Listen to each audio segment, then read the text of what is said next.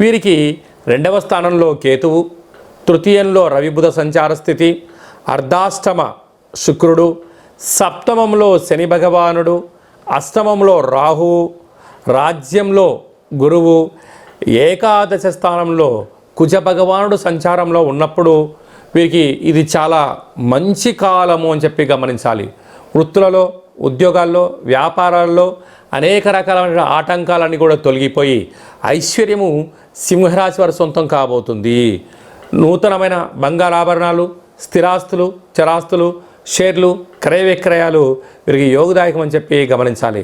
కనుక ఈ ధనత్రయోదశి పర్వకాల సమయంలో లక్ష్మీదేవి అమ్మవారి యొక్క ఫోటో ముందర గోధుమ పిండితో చేసినటువంటి దీపాలను ఏర్పాటు చేసుకోవడం, సింహద్వారం ఎదురుగా బియ్యపిండితో తయారు చేసినటువంటి నువ్వుల నూనెతో దీపాన్ని పెట్టడం వలన